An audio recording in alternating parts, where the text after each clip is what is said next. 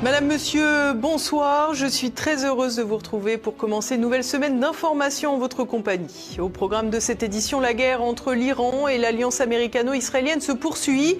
Malgré une relative accalmie des cours du pétrole, l'économie mondiale retient son souffle. L'économie mondiale vibre au rythme du détroit d'Ormuz. Plus d'un mois après les attaques israélo-américaines contre l'Iran, on peine à croire à un dénouement rapide. Le point tout de suite. L'économie mondiale suspendue à un fil. Après les reports successifs des ultimatums de Donald Trump pour finalement repousser ses attaques au 6 avril en cas d'impasse, le cours du pétrole s'est stabilisé peu en dessous des $100 le baril.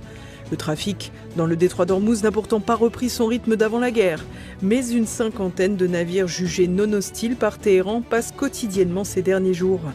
Il s'agit principalement de pavillons chinois, indiens ou neutres dont les transactions sont honorées en yuan. Et ce relatif apaisement a tout du calme avant la tempête. Si l'on en croit les échanges de frappes, la guerre est loin d'être terminée. Tel Aviv a ciblé ces derniers jours Téhéran et le sud de l'Iran. Israël mène toujours d'importantes opérations au Liban, sur la capitale Beyrouth et dans la plaine de la Beka à l'est, mais aussi au sud, où Benjamin Netanyahou a décidé d'étendre la zone de contrôle. Au Liban, j'ai ordonné à l'instant d'étendre davantage la zone de sécurité existante afin de neutraliser définitivement la menace d'invasion et d'éloigner de la frontière les tirs de missiles anti-chars. Le Hezbollah conserve encore une capacité résiduelle de lancer des roquettes contre nous. Nous sommes déterminés, nous nous battons et avec l'aide de Dieu, nous sommes en train de gagner. De nouvelles références religieuses qui laissent entendre que le Sud-Liban, au minimum, va connaître une véritable velléité d'annexion du Premier ministre israélien.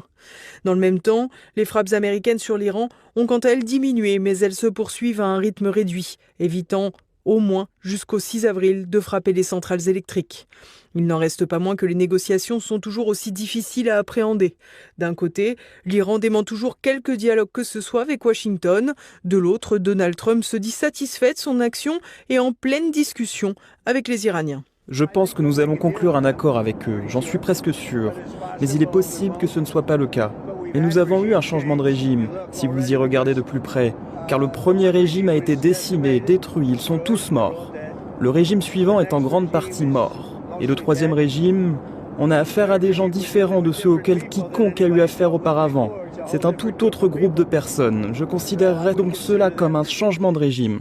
Une question de point de vue sans doute. Toujours est-il que pour l'heure, l'Iran semble toujours avoir des dirigeants à sa tête et des dirigeants qui n'ont pas décidé d'aller vers la reddition.